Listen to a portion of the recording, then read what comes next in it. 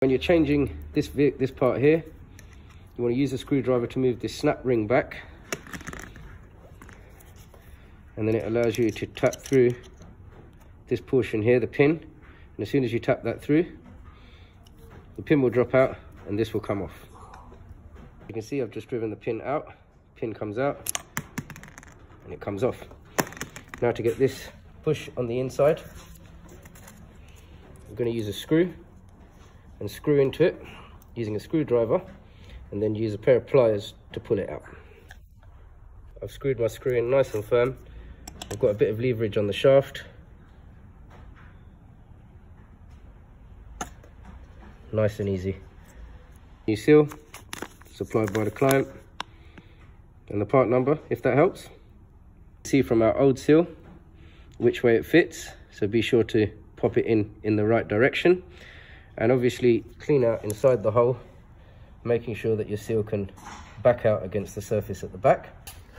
Now you may need to go through your socket collection, because this is quite big, to find the right socket that will fit over and drop into the gap.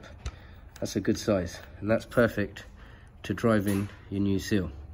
So pop your new seal over. You can see I've oiled it up a bit to help it, and then I've got this socket that sits beautifully on top, and now we can tap this so it evenly drives it in, so that one edge doesn't go in more than the other and causes it to damage the seal on the way in.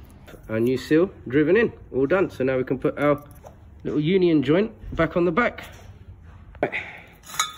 In the shift rod selector, we've got a little ball joint in there with a crown that goes around it, which obviously cushions the ball, keeps it nice and tight, and we can see that from this construction here, that this is an original part, so that's fantastic. I've never done this before.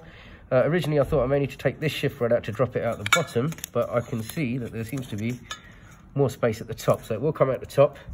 This is quite well sort of shrunk onto this shaft, and I don't want to split it or damage it. So from the inside, I'm going to introduce some lube and hope that it penetrates down, and then carefully slide the gator off of the selector shaft. Okay, with a lube and some fine instrument just to break the rubber away from the shaft, it slid off beautifully and will return on beautifully. So now we can see the crown on the inside there, the part that we're going to change.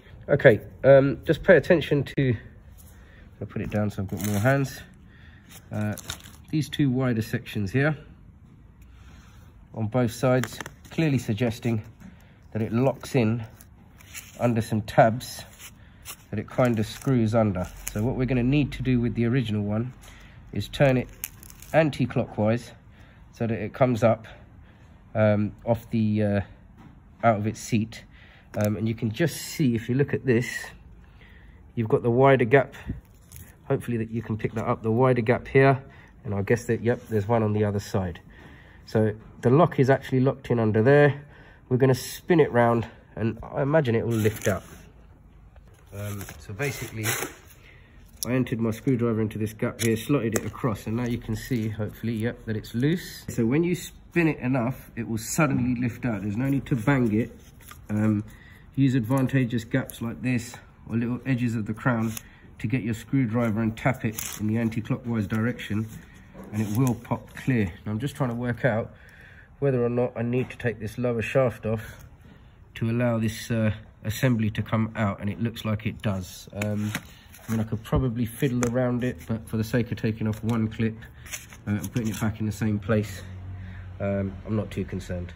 Literally slide that clip off, this goes underneath the clip, and this comes through the bottom in that direction. Nice and easy, and it should allow it to pop out.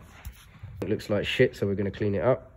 Nice and clean, we're going to line it all up and get this crown on. Just to show you, the crown has, don't know if you can pick it up, a square cut out, and that's designed so that you can go perfectly over this.